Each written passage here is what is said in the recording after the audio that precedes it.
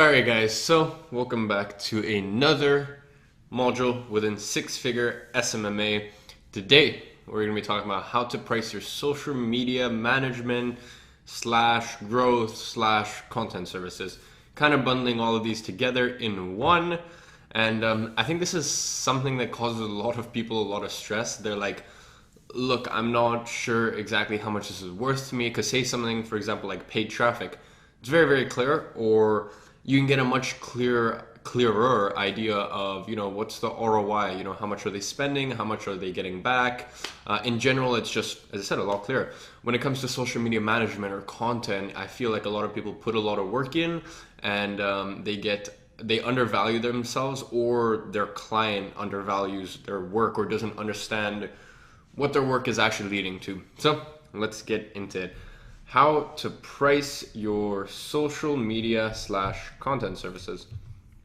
First of all, it's made up of two things primarily: social ROI, so social return on investment, and opportunity cost. So let me jump into this and show you what I mean.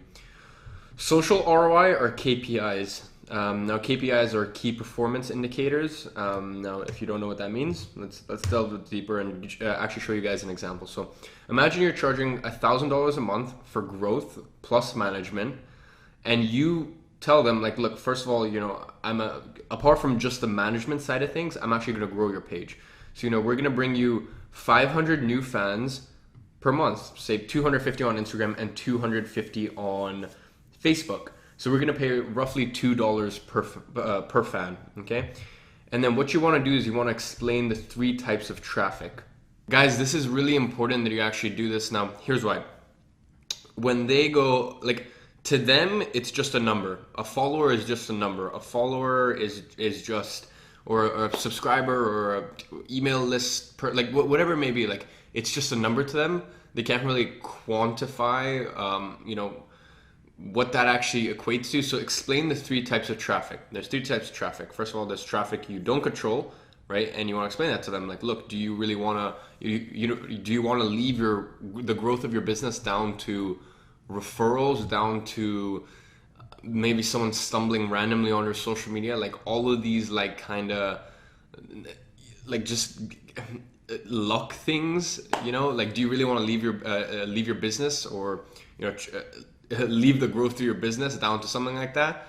And they definitely won't want to. Then the second tier is traffic you control, and that's Facebook ads, that's Google AdWords, that's LinkedIn ads, that's pretty much anything where you can control the traffic, right, and control who's seeing this stuff, right? And then the last one, and sort of like the holy grail of marketing, is traffic you own. Because here's the thing: when someone joins your mailing list, I'm actually not an advocate of mailing lists. For some businesses, they work very, very well, but I think they're dying out slowly. Anyways, back to my point. When someone's on your mailing list, when someone's subscribed to your YouTube, when someone is in a Facebook, a free Facebook mastermind group. I've actually set some of that up for some of my clients because it reflects well on the business. My point is, when you can take these people and then now they become fans, followers on Instagram, Facebook fans, stuff like that, to actually get the content out to them, there's zero cost involved. So you get them through the door once, or you get them to become a fan once, and then after that, anything that is made from them is just pure profit because there's no advertising cost involved. I hope this is making sense to you. And this is what you want to put across to your client. You want to go, look, I'm not just managing your social media. Here's what I'm doing. I'm building up your fan base. And the thing is, you're going to run Yelp ads, you're going to run magazine ads, and these people see your product or your service, and then that's it. That's the end of the road, basically. With me, the money that's being spent, for me to actually grow this for you, they're coming in, they're becoming fans of ours, followers of ours, and then anytime we run a promotion in the future, we own that traffic. That traffic is ours. So there's zero cost associated to that, which basically just means a great return on investment.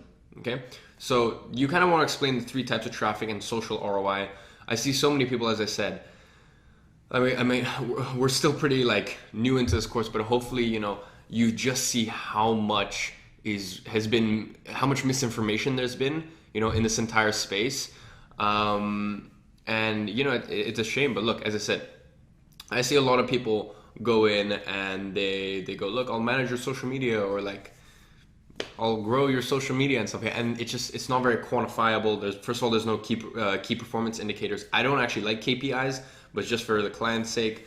And there's no like clear return on investment. Like I think the way to go is actually to build a solid following. And then at that point, as I said, there's zero ad cost and you can monetize them for years to come. But business owners don't see that. They want to see like money in, money out, right? Especially they have this weird conception about online that for some reason everything online, what comes in and what comes out. Whereas a Yelp ad or like a magazine ad, they're like, yeah, I'm sure it's working, but just explain that to them. We're gonna work with what we've got. Okay, explain the 3 types of traffic. Next thing is opportunity cost, right? So opportunity cost is, first of all, the fact that they can't avoid social media, and you have to make that clear to them. They will be left behind. So it's not just something that they can avoid, right? So the point is it needs to be handled. And more importantly, what's the opportunity cost of the business owner doing this themselves? You can make it very clear to them. Look, I mean, I'm sure you know this. You want to work on your business, not in your business. And social media isn't something you can avoid. It just isn't, or you will be left behind.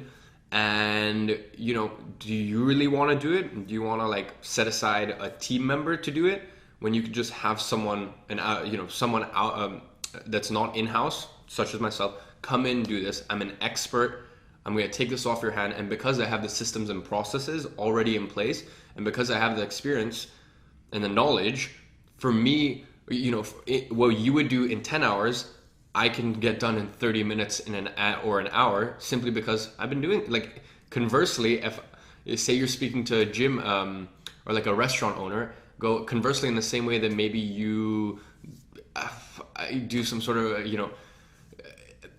like check your resources for your restaurant. That would take me 10 hours. You can do that in 30 minutes because, we all have things we're good and bad at. So the next thing that you want to kind of put across in terms of opportunity cost is what's the monetary opportunity cost of not utilizing social media.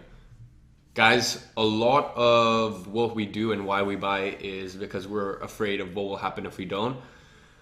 And you kind of need to employ that tactic here. You go, look, and I always do a lot of market research, and I implore you to do market research simply because if you can come in and you can go, look, like restaurant down the road or gym down the road, here's their social media.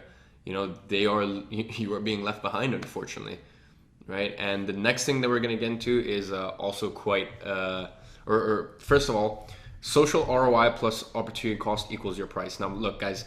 It's hard to know what opportunity cost is. It's hard to know what their social ROI is. But for example, as I said, if you can, guys, 100% you can bring them 500 fans, right? This is not people through the door. This is just people who are like, okay, this is cool. I'm gonna follow. I'm gonna like, and you can do that through giveaways and stuff like that. I'm gonna do that, and you can pay $2 per fan if they're paying you $1,000. Per month. And by the way, for that $1,000, you should have aside roughly $150 in ad spend, or at least that's what I would do. So content is an added extra just to help shape their brand image and give them more freedom to share their message. Guys, look, like I used to do a lot of content, and I used to charge thousands and thousands a month.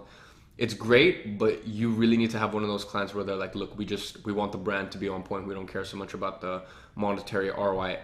If you are going to a place and they are, $1,000, $2,000 a month is a hit for them, and that, do not like try to add content. It's something, it's to decorate, and it's not needed enough. Okay, so this is really important. You go to them and you go, look, if I'm completely honest with you, your social media and online brand is not congruent to the caliber of your business. Let's fix this problem. Once again, they don't realize that this is even a problem.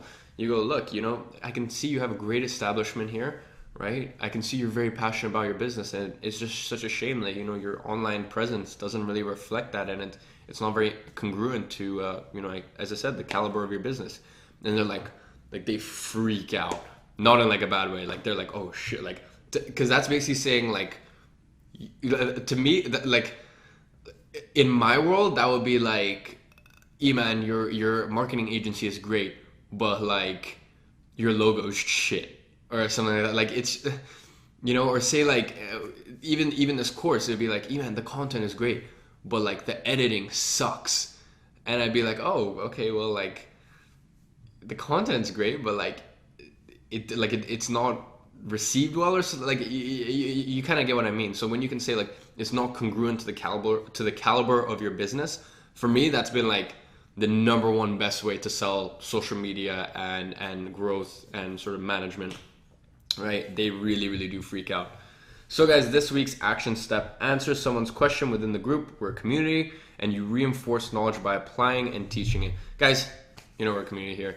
And as I said, one of the best ways to learn is actually just to reinforce what you in your head know, but haven't really practically put into practice, or haven't had the chance with a client. But now you can do it, and you can answer someone's question or answer someone's action step. And yeah, guys, I'll see you in the next module.